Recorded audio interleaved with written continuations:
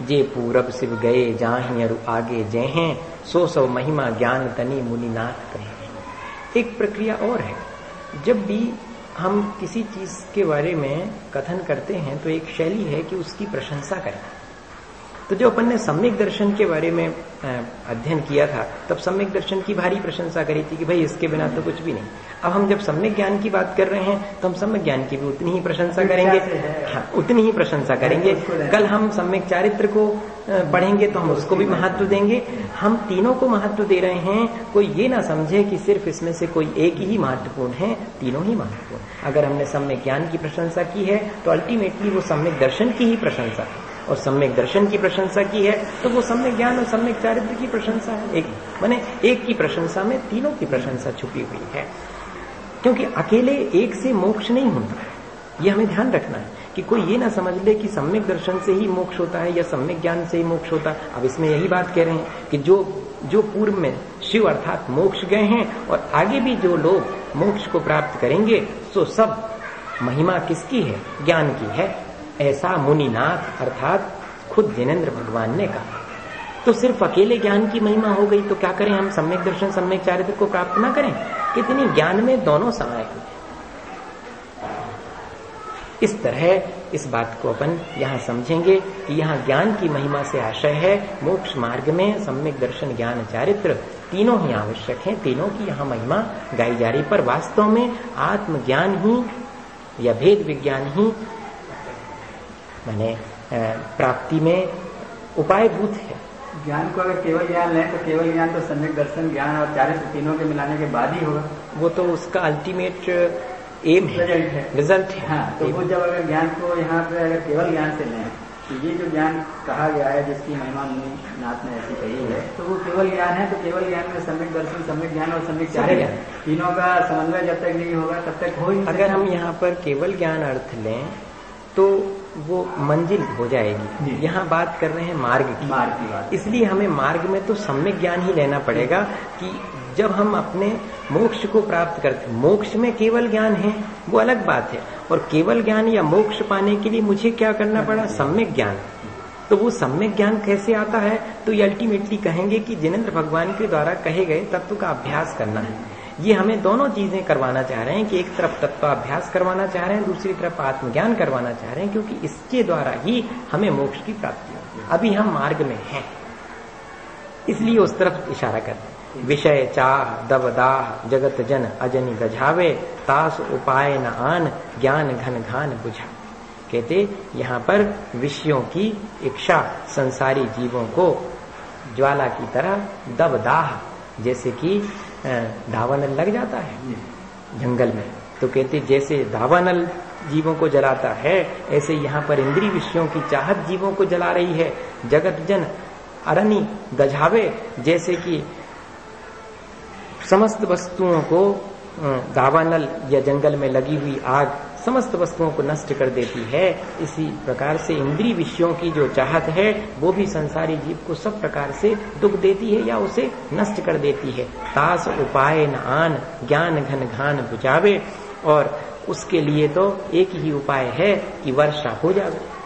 जंगल की आग को बुझाने का एक ही उपाय है कि वर्षा हो जावे। घन घन घान मतलब बादल, घने घने बादल।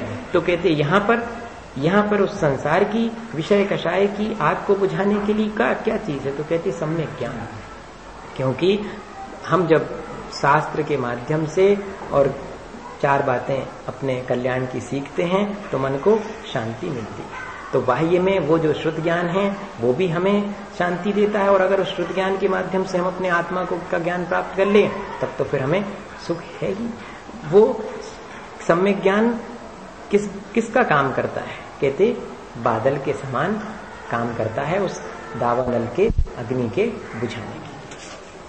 पुण्य पाप फल माही हरक विल को मत भाई, यह पुद्गल पर आए उपज बिन से थिर गाय। यहाँ पर कहीं कहीं पर थिर थाई भी है और थिर नाही भी है, दोनों अपन अर्थ समझ लें, दोनों में कहीं कोई ज्यादा फर्क नहीं है।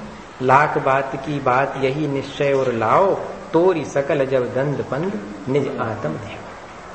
अब अंत में जो है और मैसेज दे दिया, मैसेज तो दे ही रहे हैं और प्रेरणा दे दी कि पुण्य पाप फल माही। यहाँ संसार में पुण्य और पाप इन दोनों के शुभ या अशुभ फल प्राप्त होते हैं। पुण्य के उदय में हम हर्षित हो जाते हैं, जब पाप का उदय होता है तो हम बिलखने लगते हैं, अर्थात विषाद में पड़ जाते हैं। तो इन दोनों चीजों से बचो। ज्ञान वास्तव में वो है जो कि हमें इस कर्म के उदय में भी समता धारण करने के लिए प्रेरित करे।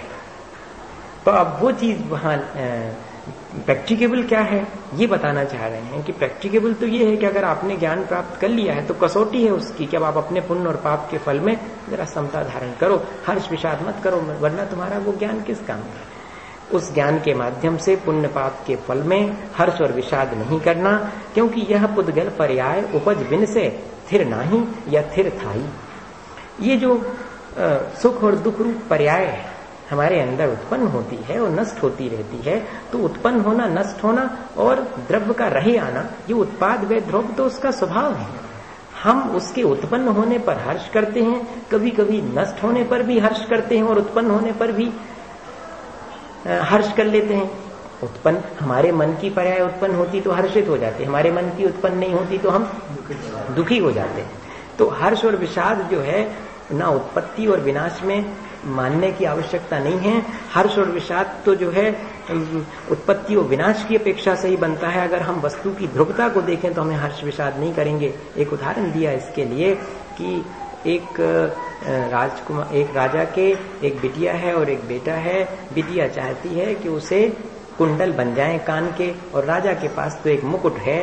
तो राजा उसकी इच्छा पूरी करने के लिए अपने सोने के मुकुट को तोड़वा करके और कुंडल बनवा रहा है। तो राजकुमार दुखी है कि मुकुट उसे चाहिए था, मुकुट मुझे मिल जाता, ये कुंडल तो बहन के लिए हैं। एक विषाद कर रहा है, एक हर्ष कर रहा है। राजा को हर्ष विषाद नहीं है, क्योंकि उनका सोना तो जो मुकुट में है सो कुंडल में है। पर्याय बदलने से कोई ज्यादा हमें फर्क नहीं पड़ता है। इसी तरह जो ज्ञानवान व्यक्ति है वो अपने आत्मा और बाह्य पदार्थों के स्वरूप को समझता है, इसलिए उनके उत्पन्न होने और नष्ट होने में भी समान भाव रखता है कि इससे मेरा सुख और दुख, इन दोनों के उत्पन्न होने और नष्ट होने से मेरा बिगाड़ नहीं होता है। मैं तो अपने आत्मा के ज्ञान में लीन रहूं, इसमें ही मेरा फायदा है, हर्ष विषाद न करूं। क्योंकि जब आत्मज्ञान से च्युत होते हैं तभी हम हर्ष विषाद करते हैं। कहते ना अपन की जानो देखो बिगड़ो मत।